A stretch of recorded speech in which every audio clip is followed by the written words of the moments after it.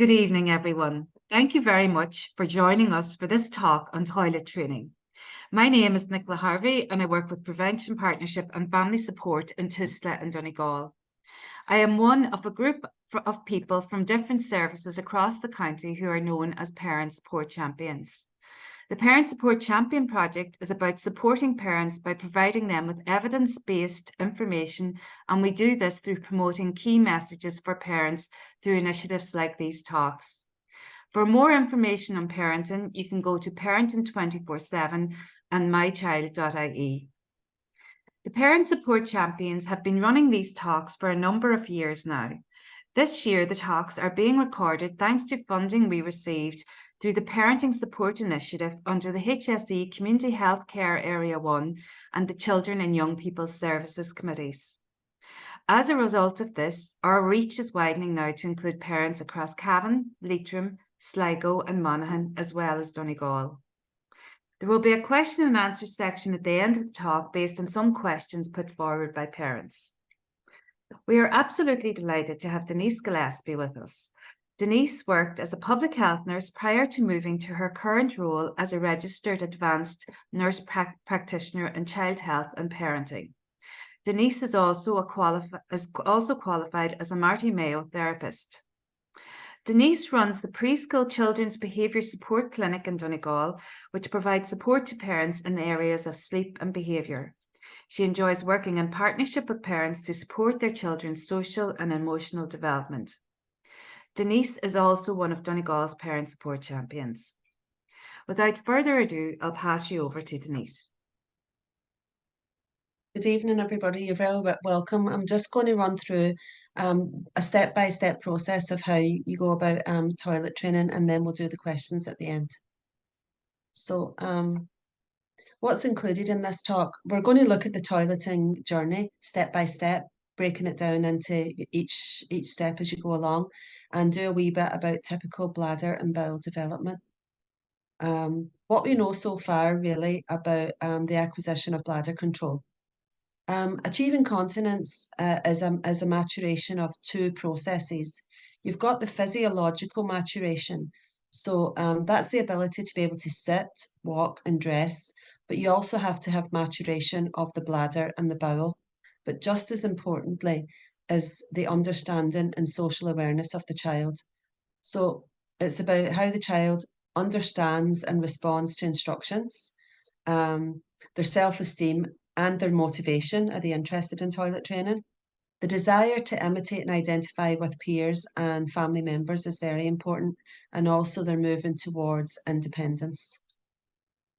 So just a wee bit about typical bladder and bowel development. Most children wee between 4 to 7 times per day, and the average bladder capacity for a child, the way that we work it out is it's the age of the child multiplied by 30 with 30 added on. So if you've got a child who's 3, that would mean that their bladder capacity would be about 120 mils. And then another important maturation thing is how the child experiences bladder sensations. And really about a third of children are aware of bladder sensations around 2. This increases to 79% around 3. And it's usually by the age of 4, all children are aware of bladder sensations. Bowels should be opened no more than 3 times per day and no less than 3 times per week. And stool consistency should be 4 using the Bristol stool chart. Typical bladder and bowel development. By age 1, most babies have stopped doing poos at night time. And by age 2, some children will be dry during the day. By age 3, 9 out of 10 children will be dry during the day, but this is still early. And by age 4, most children are dry mostly during the day. They still have accidents. So this is the Bristol stool chart. So if you see there, the type 4 stool that we talked about, it looks like a sausage. And that's what we're aiming for. You know, it's soft. The first 3 there, types 1, 2, and 3 are constipated. And 5, 6, and 7,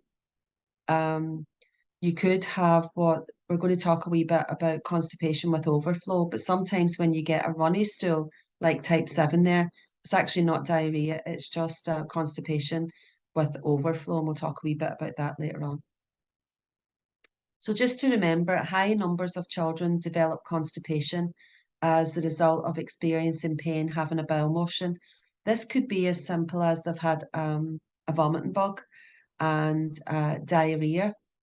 And sometimes they may have just become constipated because of the change in their diet. And because the large bowel takes a lot of the water back out of the stool becomes hard and can sit in the large bowel. So when the child passes it, it causes pain. And then the child, not consciously, but really unconsciously, has a repressed memory that it hurt. And the body remembers that. And then it can inhibit the child from passing stools because they don't want to have that pain again. So awareness and identification of stools, which are difficult or painful to pass, is very important. So if you think your child's constipated, seek help early would be the advice. And there's very good treatments now for constipation for children. It's really changed a lot in the last 15 to 20 years. We don't want to go down the road of chronic constipation because that's a big problem.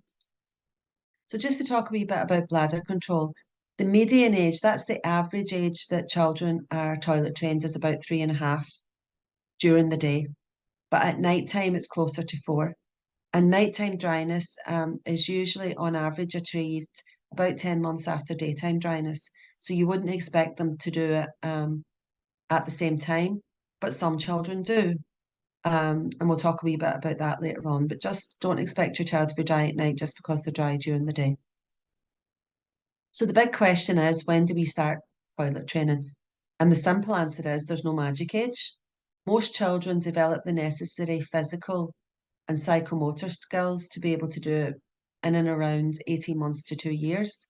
But some children will be 3 to 4 before they're ready. So toilet training skills, just to mention a wee bit here about children with additional needs. Their social development could be behind their physiological development. And many families put off toilet training in the belief that the child's not ready. And they think that the child's going to show them when they're ready. But becoming toilet trained really is, it's a developmental skill. But what you're looking for is a general trend towards independence, that your child wants to become more independent and do more for themselves. But if the child is unable to sit unsupported, you really will need specialist advice from an occupational therapy. And if your child has additional needs, you'll probably be under the Children's Disability Network team.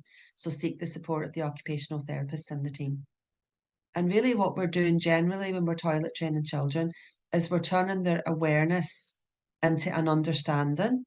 So they become aware, then we promote their understanding of it, and then that leads to control. So it's like a 3-step process. So all the information I'm giving you today comes from a program called the One Step at a Time. It's an Australian program, and they've broken it down into step-by-step ways of toilet training. And they have identified 5 key steps. So the first set is setting the scene. That's the first step.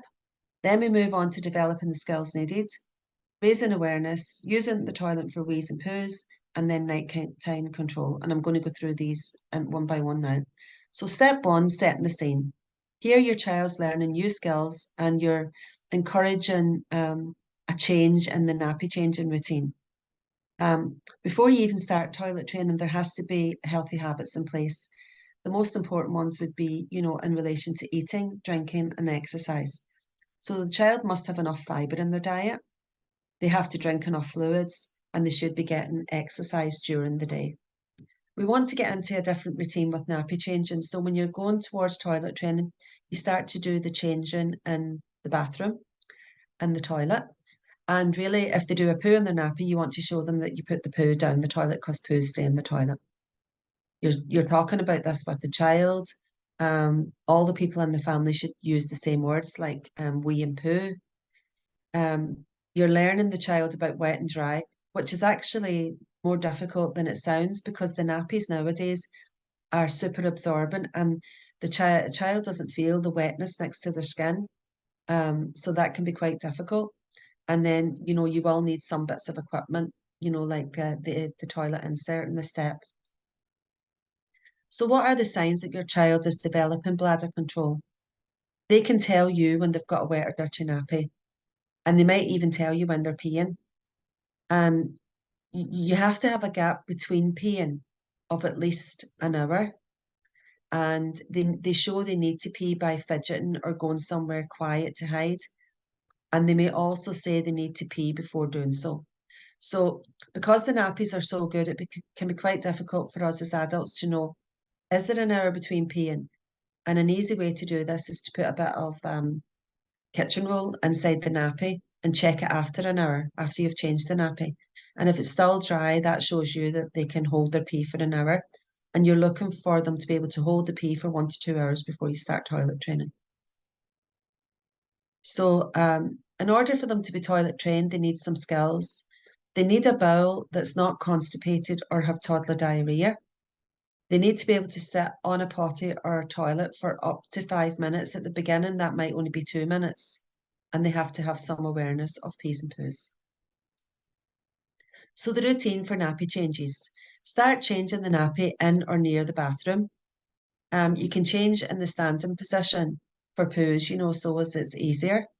Show if the child has done a poo, empty the poo in the toilet, and encourage the child to flush the toilet and then wash and dry their hands, just to get them into a routine of this is what we do in the bathroom.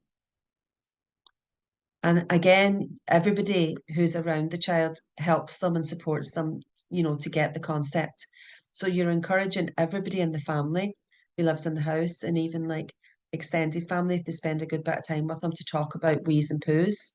And when they go to the toilet, you can play toilet time using dolls and teddies. I know in my clinic, I have a doll's house that has a toilet, and every child that comes through the clinic plays with the figures at putting them on the toilet. So that's quite useful. There are loads of great books out there, picture books about going to the toilet.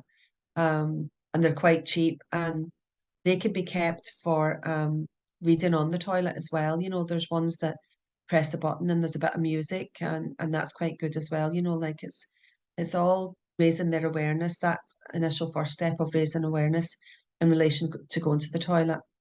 For the children with additional needs, or if you've got a child who's got a speech delay, sometimes a visual schedule can show the child what you want them to do. And that's quite simple. You just want like maybe 4 pictures. So you're showing them in the bathroom, pulling down pants, pulling up their pants and washing their hands, saying you can have it laminated on Velcro, and it means you can take it off and on.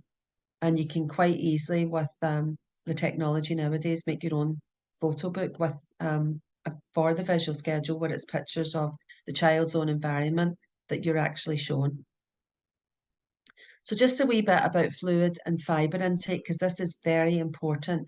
So you can see there, a child who's aged 1 to 3, total water intake per day, including in foods, is about 1,300 mils. But we're expecting 900 mils of that, water-based fluids, should come from drinks during the day. And that goes up to 1,200 for once the child is 4. So you're looking at 5 to 6 glasses per day of water-based fluids. And the good thing is, if you increase the fluids during the day, then you're increasing how much the bladder can hold. And that's going to help you when you come to nighttime training.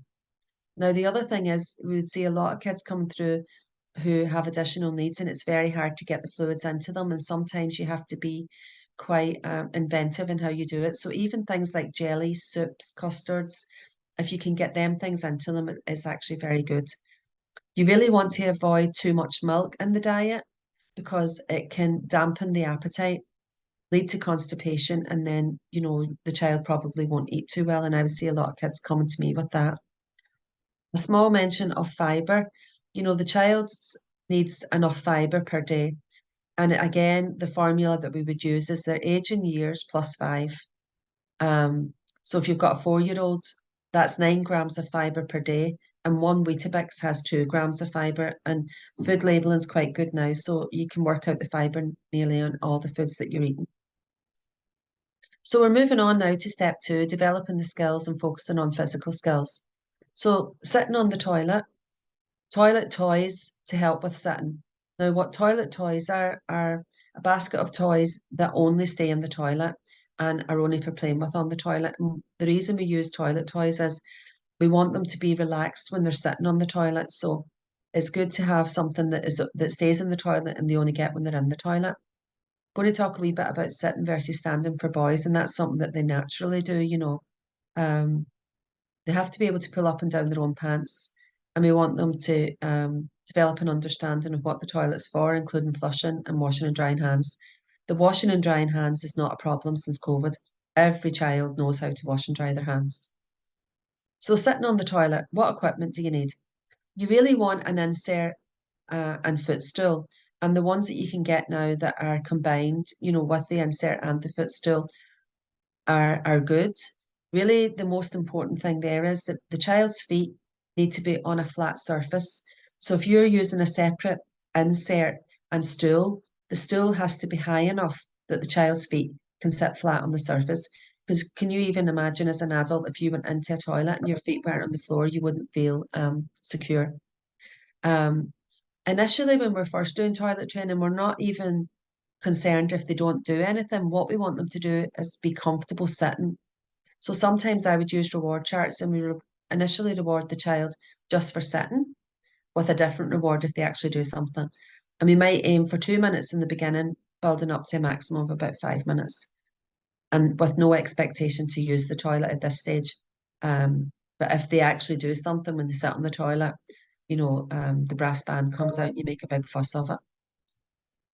So the toilet toys, these are toys that the child can look at and play with when sitting in the toilet. It's motivating for the child because they like the toys.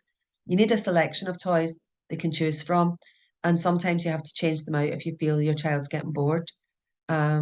And again, the big thing here is that toilet toys live only in the toilet area. Tips for dressing and undressing. You want loose, comfortable clothing with an elastic waist to make it easy if they have the sensation they can get them up and down easily. You're using small steps when you're moving towards the dressing and undressing. They're not going to be able to do it themselves, but you want to make it as easy as you can. You have to give them time. Sometimes for the pulling up and down, you have to put your hand over their hand just to guide them on what they have to do. You want to keep the language simple, so something like pants down. You want to keep the steps the same every time so as they learn what they have to do. And you really do give loads of praise for effort as well as results. So when we're talking about praise, the best type of reward is praise. And really, if you're going to tell them they're a good boy or a good girl, tell them why. So that could be good boy, good girl, you pull down your pants, you sat upon the toilet. And then if they do something that, you know, you're rewarding it, obviously, when they actually do a pee or a poo in the toilet. And the reward charts can be a good visual stimulus for this. You have to give the reward immediately when the child does something. And, you know, you can have specific rewards just for toileting. But really, the most important thing is that there's consistency, that everybody's doing the same thing when they're using the rewards and the praise. And then as the child begins to be able to do the toilet and get used to it, you're gradually fading out your rewards once they've mastered the skill. So step 3, raising awareness. And again, what you're doing here is looking at the child's habits. How long do they stay dry for? And again, like I said, you can put the piece of kitchen wool inside the nappy and check after an hour, and then maybe an hour and 10 minutes, an hour and 20 minutes, an hour and a half. Are they wet or dry? You want to involve the child in the check-in. And really, if they are dry for like an hour and a half and they've got no bowel issues, you really would plan to take them out of the nappies to washable pants or trainer pants, and talk about wet and dry when you're removing the nappy and when you're putting on a dry nappy, because the modern disposable nappies are super absorbent and the child rarely feels wet. And then what we often do for the kids coming to the clinic is we keep a record of do they have their bowels opened, and that helps plan when you're going to get them to sit in the toilet. So this is the kind of record that I would use. So all we're doing there is broken up into different times over the day, and you just keep a record of the times that they have their bowels opened. The most common time to have bowels opened is 20 to 30 minutes after eating. So when you've got an idea of when they have their bowels opened, what you can do then is have a scheduled sitting time. So say you know that they always go 20 minutes to half an hour after their dinner or their lunch. well, then you'd have a sitting time then and you'd have the toys. And that can be a good way to get them to do their poos in the toilet. So when do you start the toilet training? You really have to pick a time when you're going to be around the house for 2 to 3 days to focus on the toilet. The bank holiday weekends are good, or if you're working full time, you might have to take a day or two off work. Introducing scheduled sitting, that's where, like we say, bowel motions happen 20 to 30 minutes after eating. So the scheduled sitting would be after meals, so as you've got a better chance of success. We're often asked, do you continue using pull-ups or nappy, or do you move to pants? And the answer to that is you have to move to the pants, because if you carry on using pull-ups, they won't get the sensation of being wet, and then they won't make that connection of they felt the bladder sensation and then they're wet. And on the first day that you start toilet training, have a big pile of pants there and bottoms, because it takes them most of the day for most kids to make that connection with the sensation, and then they pee. It sometimes can be helpful if you write down on a recording sheet, when you're taking them to the toilet and what they're doing, just so as you can see their pattern. And you're encouraging big drinks throughout the day, but you want to wait a wee while after they've had the drink before you would take them to the toilet. Like I said earlier, you're looking for them to be drinking 5 to 6 glasses of water-based fluids during the day, so as that they've got plenty of fluid to pee, but also you want to increase bladder capacity, which is good for nighttime. Want their bladder to be able to hold more at nighttime. So step 4 is using the toilet for wheeze and poos. So the child's already got the necessary skills in step 2, and they've been practicing, and they're happy going to the toilet and pulling up and down their pants. And at this stage, the child can also learn to wipe their own bottom and use unfamiliar toilets. And parents wonder whether to use a potty or go straight to the toilet.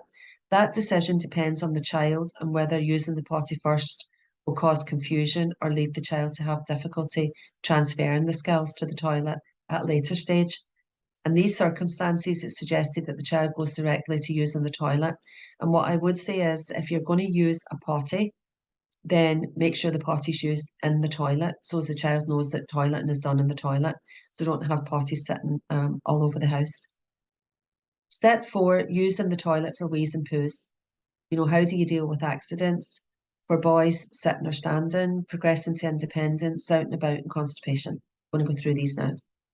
So accidents. Accidents are a part of learning. We learn from our mistakes, we all do. So you're going to have your accident pack with you wherever you go, containing wipes, clean pants and trousers, bag for wet clothes, and you just take that when you're going.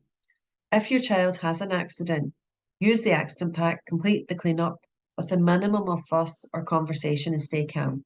So there's not a lot of attention around the accidents, but there's a huge amount of attention when they actually do something in the toilet. Sitting versus standing, sitting keeps the training process simple.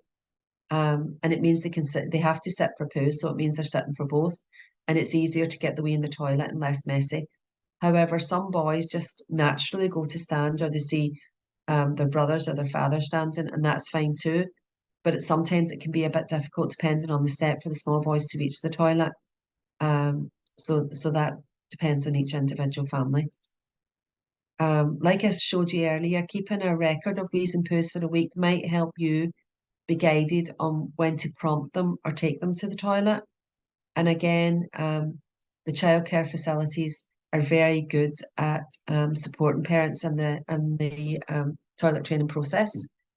So you can tell them that you're toilet training, but they are very good. They're on board with all of this. You can keep a chart for a week, and it can go back and forth to creche or daycare if it helps. What you're really looking for is patterns. But usually over the space of a week, it's clear to see the patterns, and that makes it easier for you, especially in relation to the poos. Then you know when to do your scheduled sitting times. The most important thing really is to be consistent. You have to do the same thing in the same way each time. And again, you can use a visual schedule of pictures in the toilet to prompt the child. Keep your words that you're using to the same words and not too many of them. Because sometimes if you say too much, the child kind of zones out. So just keep it nice and simple. Have your basket of toilet toys there that stay in the toilet. And again, your child may need support and guidance when they're pulling up and down their pants. but don't forget to reward the effort as well as when they actually have success. That's really important. So you want to keep the routine at home and outings the same and try not to put a nappy on when you're going out. And that's actually very difficult. You know, we live here in Donegal. Some of the families could travel an hour in the car if even to go shopping. So, you know, you have to adapt that to yourself. But as much as possible, try not to send mixed messages of it's okay to use a nappy here in the car, but it's not, you're not in the car. You want the toilet to be fun. So sometimes for the kids, that have problems sitting or they seem to be holding back a wee bit, you know, you do activities that involve blowing because that relaxes them. You know, so those windmills you can get in the pound shop or bubbles can be quite good fun. If they seem to be getting bored with the toilet toys, change them out and get something different. Um, and if you've got reward charts, you know, make sure that everybody sees the child's efforts and show them how good they're doing on the reward chart. And again, gradually, as they become toilet trained, the time between toilet visits can extend. You know, some places it'd be up to 3 to 4 hours, but really our kids are prompted, even when they go to national school, you know, they go in, they've got small break, they've got lunch. So, you know, they're never really going 3 to 4 hours, but some children have good bladder capacity and would easily go 3 to 4 hours. And again, as the child gets the concept, you're fading out the prompts and encourage them to ask or tell you if they need to go, that it's not always you that's prompting them, that you trust them to recognize the bladder signals and sensations that they're feeling and that they tell you they need to go. Progressing towards independence, wiping their own bottom, this is a big one. And a good place to practice is in the bath with a face cloth because it gets them, you know, to reaching round and they can practice in the bath and then they can move on to even those wet wipes that you get for wiping their bum and then to toilet roll.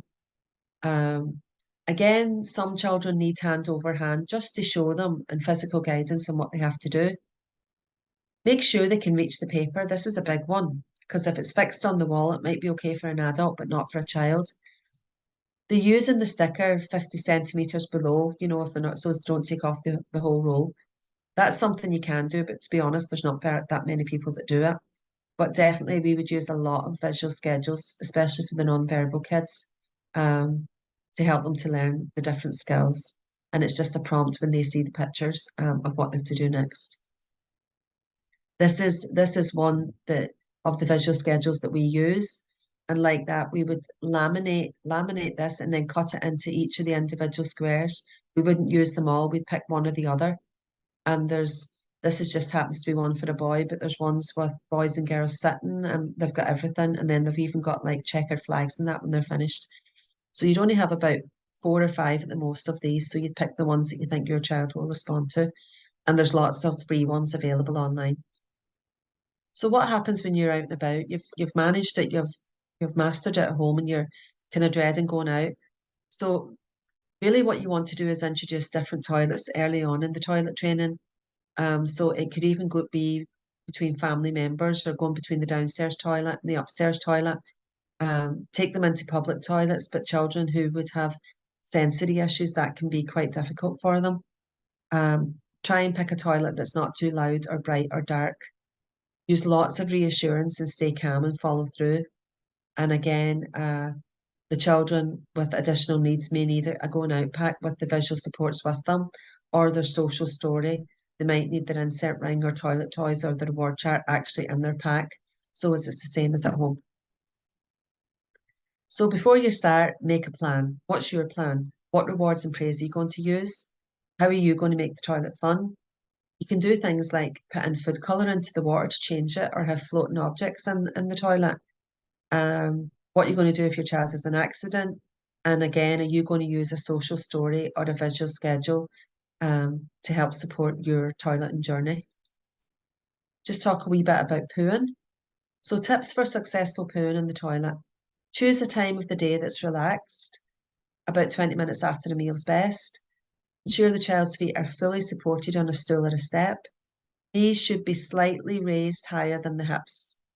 Encourage the child to sit for 10 minutes at the most of their pooing. Have fun with blowing games, that's your bubbles and your wee windmills and things.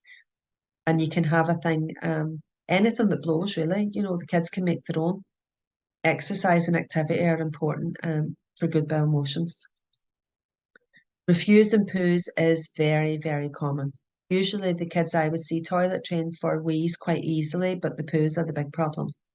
So sometimes we talk about soiling, but soiling can also be constipation with overflow. So what has happened there is it's an inappropriate passage of stool into the underwear, and it is associated with chronic constipation. And what happens is the stool gets stuck on the bowel. Bowel sucks the water out from it, so it becomes hard. And then what you see with soiling is some of the hard stool has melted away and it appears as like skid marks in the pants. But the way that you know that it's constipation with overflow is that the feces is often loose and smelly, very offensive smelling, and the child has no control over it because it is it's overflow and they can't control overflow. So when we're talking about constipation, what can happen is the child's constipated, it hurts a wee bit to pass the stool, so they suppress that urge to poo. The rectum can become over distended, and if that went on for a long period of time, they would lose the sensation of when they need to go. So early treatment of constipation is crucial, and there's very good medicines out there for this. Just to talk a wee bit about nighttime training. So as we said earlier, nighttime training can come like 10 months after daytime dryness. And the thing about nighttime training is, how do you know they're ready? They may want to wear pants to bed and refuse to wear the nappy, or maybe they wake up dry. So really, when you're taking them out of nappies at night time, use a waterproof mattress cover or bed sheet. Tell them they're not going to be wearing the nappy and encourage them to call if they need to go to the toilet. And again, you could use a social story or a reward chart. So the whole thing about tips for nighttime training is when you're doing your bedtime routine, so you've had your supper, you've done your teeth brushing and story. After the story, take them out to the toilet just before bed and make sure the pee is the last thing they do. We said we wanted 5 to 6 glasses of fluids during the day. After 6 o'clock in the evening, we want that to be just like one small glass, and avoid blackcurrant because it's irritating to the bladder.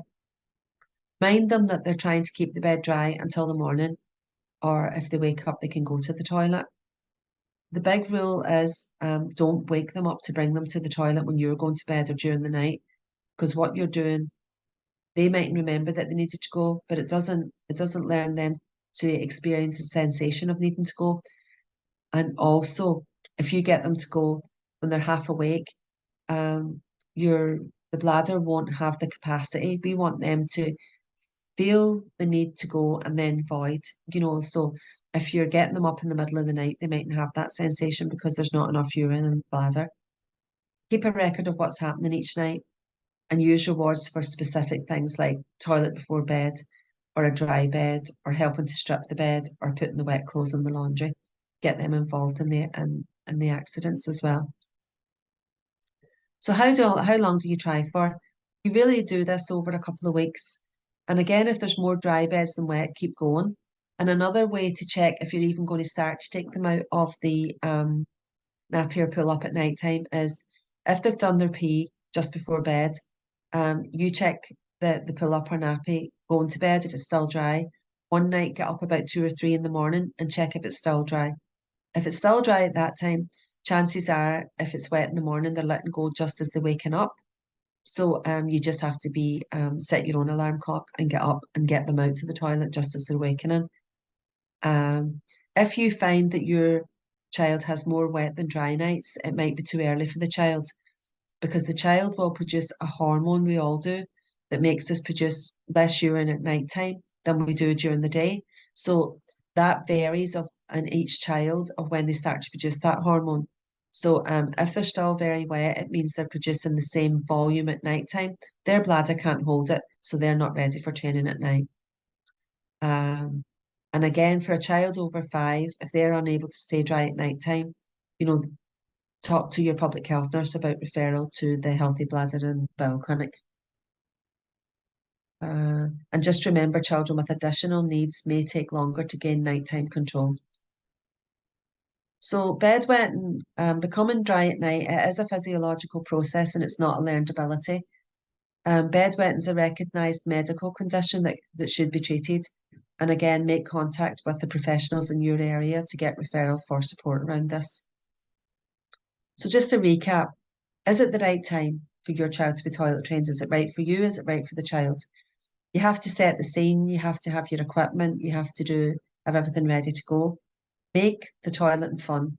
As parents, we all dread the toilet training, but in actual fact, sometimes it's actually fun for the child. So you can use your visuals, your toys, and your rewards and praise for this. Make a plan for being out and about in the accidents. Keep on track, and as hard as it is, try and be patient and consistent. Celebrate the progress and the success and have fun. And if you have problems, look, there's plenty of support out there. Get the appropriate referral, usually through your public health nurse. And now we're just going to take some questions. So the first question that we have here is, we day trained our 4-year-old last summer, but he's still very prone to accidents and nappy's still very wet overnight. It seems like, I suppose parents concerned, maybe is it just laziness going to the toilet, for want of a better word. He also has a new sibling, started play school and moved to his big boy bed within the last year, so a lot of change. How do I progress to reduce accidents and night training? So obviously the parents are recognizing the change that's going on there. So yeah, if you want to. So as we said, during they need to have enough fluids during the day. Avoid black currant in the evenings because black currant's irritating to the bladder. That child, if the nappies are very wet at night time, I'd say they're not producing the hormone that lets them produce less urine at night time. So there's no way that they're ready for training. So just it's a maturation process. Just wait for it to happen. And the more they drink during the day, that supports the bladder to hold more. So you're increasing how much their bladder can hold, supporting the development of bladder capacity. So that would be good. And just be patient. As we said, just because they're trained during the day doesn't mean they're going to be trained at nighttime. And accidents can be quite common. But if you've got very wet nappies at nighttime, then they're probably not ready yet because they're not producing the hormone that makes them produce less urine at nighttime. So I wouldn't worry too much about that. Great, Denise, thanks for that. I have another one here. It's a bit of double the trouble here. I think I have twin boys. Would it be best to send them to the minder while I'm potty training my daughter? Less distractions. That's what they're Well, yeah, that would be a personal choice, really. And yeah, you can see if you've got if you're looking after twins and trying to do the toilet training, that could be difficult. And maybe a bit of extra support would do in the first few days. But that's going to be the norm in that family. So it depends how socially aware the child, the girl is that's actually being trained. But if it makes it easier for the mommy and less stressful, yes, there's no problem with that. Well, I suppose it's what's working best is really your Exactly, it's advice what works. there. Yeah. What works in your scenario. Okay, so I have another one here, Denise, and it is, hi, my 2.5-year-old son isn't talking yet. Should I wait for him to have more words before starting to train him? So as we said during the presentation, you can look to see if they've got, the physiological skills, if they can sit up, if they can, if they've got awareness of P's and Poo's that they're sharing with you non-verbally. They might be pointing, they might be taking your hand when they've done something. Then you can actually use your visual schedule. And some children would have expressive language delay, but their comprehension is absolutely fine. So I would still go ahead and go through the steps and see if they can hold their pee for an hour, if they've got awareness, if they're showing an interest in everybody else going to the toilet. And speech delay wouldn't be a reason why we wouldn't do toilet training. It's just that the visual support might actually help them. That's great, Denise. Thank you. And just a final one here, and I suppose this is one that people struggle with. They don't want to be waking their child up, but this is a parent wondering, should you wake your child in the night when removing the nappies to avoid bedwetting? So I kind of addressed that earlier, and that's what used to be done 30 years ago. So you might get grandparents tell you should lift them during the night. But the thinking now is we don't do that because we want the child to be able to be aware of their own bladder sensations.